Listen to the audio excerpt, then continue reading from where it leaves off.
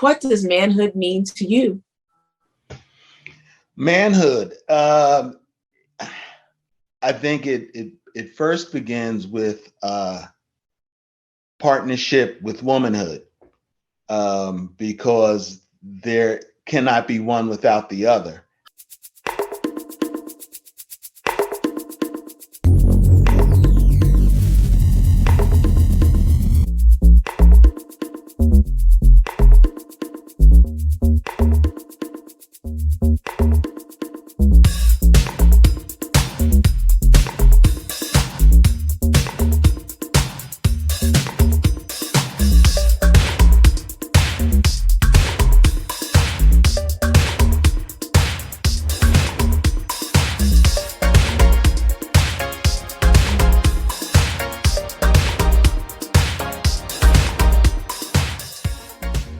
Hi, and welcome to another edition of King Crush Thursday, the series where we highlight and uplift Black men because, frankly, not too many people are doing it.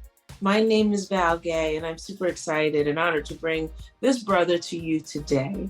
He is a retired school administrator, and he also serves as a counselor, providing grief and loss services to families of homicide victims. And so please welcome Mr. Jeff Jackson. Hi, Jeff. Hi, good afternoon, Val. Thank you, and it's my honor. Thank you so much. I'm so glad that you're here as we are, on our mission to bust the narrow narratives about Black men that are, myopically in our community, in the community writ large, society writ large, with the hopes of one day a young king who may or may not have positive Black male role models in his life to come to this repository, see these same 6 questions answered by, in phase 1, 100 different positive and successful Black men, and hopefully can find guidance in there. And then for the rest of us who are neither male or even Black, that we too can come to this repository, see these same questions, and see a myriad of answers, and hopefully our minds will be expanded, our ideas about Black men, if you will, would be expanded beyond the very narrowly portrayed depictions of you in the media. And so I'm so glad and grateful that you're here to be a part of this narrative. And I'm gonna get started with the first question, which is, what does manhood mean to you? Manhood. I think it first begins with partnership with womanhood, because there cannot be one without the other, literally and figuratively. So I try to look at everything from a universal perspective, and the universe being made up of simple facts. And so that's a simple fact to me. People go into the provider and the strong and the warrior and all of that.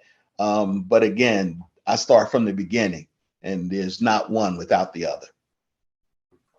Got it. Awesome. Thank you so much. So, Jeff, who and or what is important to you?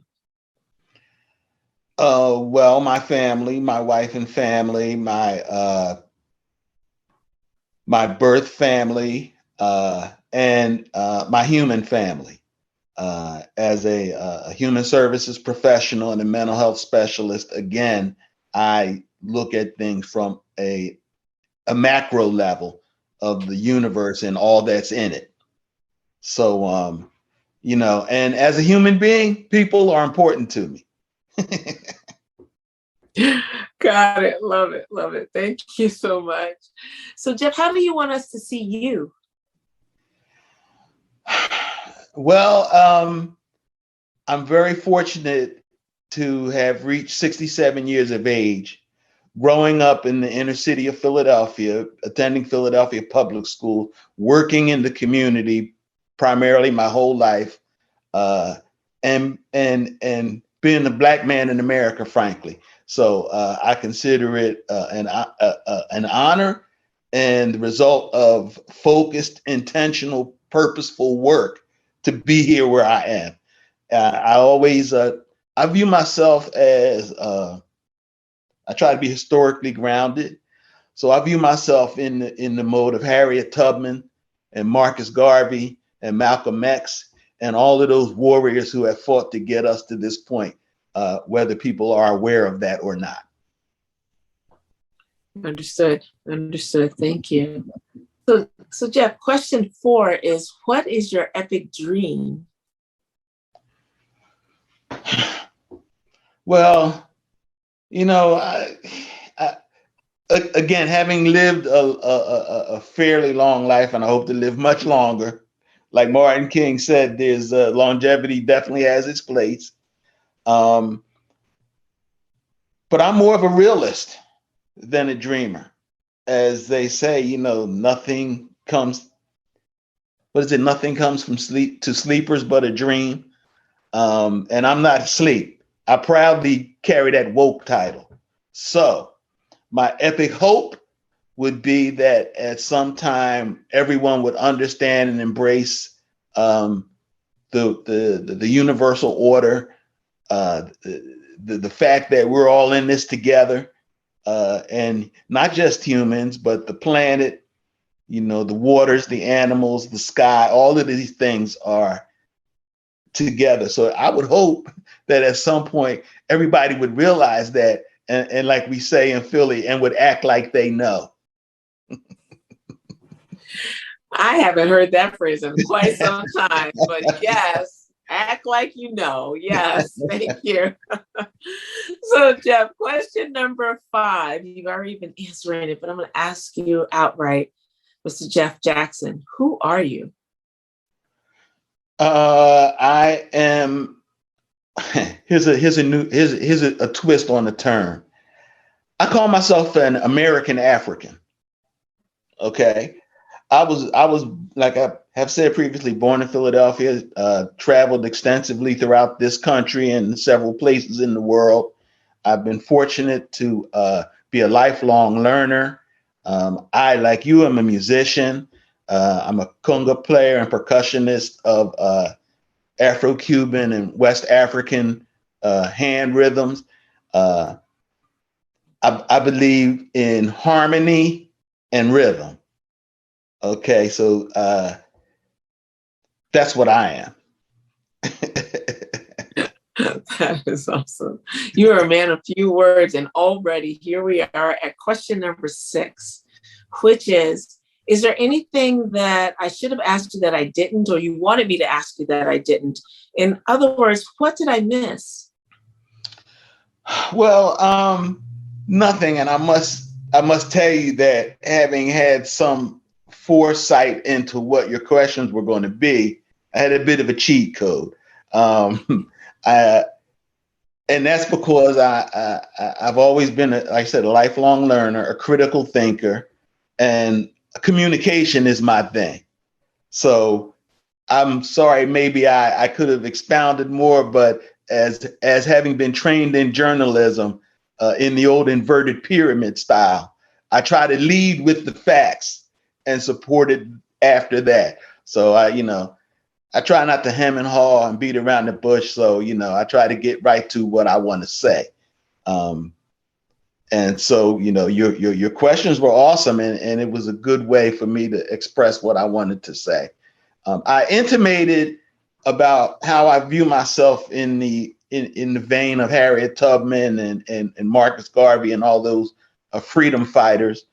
And I think it's important that people understand today that those battles and struggles are just as important as ever. As when it, and see, because I work with young people a lot and always have, and work in the community. And as a communicator, I've been trained to try to speak in the language of the audience in a way that people understand. So I have a lot of old cliches and streetwise sayings and stuff like that. But I think it's important to understand, as Langston Hughes said, we wear the mask. See, and we are able to move, those of us who are aware are able to move through many different circles and still maintain our integrity and our purpose. And so some of the things I say may seem to be outdated or historically grounded, but like, here's another one. There's nothing new under the sun. And so everything that we're looking at has been looked at before from a different perspective. But, we must learn from the past and from those who have gone before. Absolutely. Yeah. Absolutely. Thank you. I didn't say about further about myself that I'm a father, I'm a husband and a father of 6, a grandfather of 5. I'm also the youngest of 4 brothers who were born and raised in South Philly back in the 60s, in the old gang war era. So I've seen a lot and have military family background as well as a church background, and have always strived to learn. And the universe is an awesome thing, and there's knowledge out there that will help us in every way. So, that's where I come from.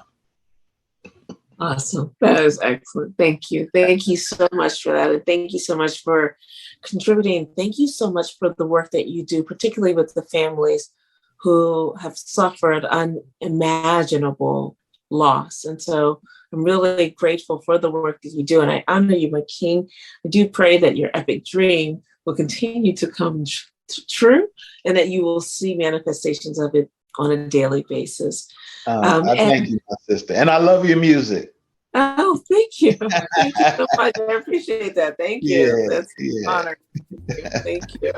So you stay right there, because I want to thank the audience for joining us today. I hope that you really enjoyed this conversation as much as I did. And if there's a positive, successful Black man in your life that you want to see highlighted in this forum, please click the link below or in my bio, fill out the nomination form, and we'll take it from there. We are on our way in phase 1 to interviewing 100 positive and successful Black men. And we are so close. It's, oh my goodness. And I should say, success does not equal what someone does for a living. They too may be a retired school administrator and currently a professional in the health and human services field, but they don't have to be. We are looking for the brothers who have strong character, and the content of their character is making a positive impact on the people in their lives, starting with the nuclear family to the community writ large and everyone in between. Those are the brothers that we want to participate in and talk to in this narrative. And so please stay tuned next week for yet another amazing king. And in the meantime, please remember to spread love and have a great day. Thank you so much. And Jeff, thank you so much. That was really wonderful. Ashe, my pleasure and honor. Thank you, Val.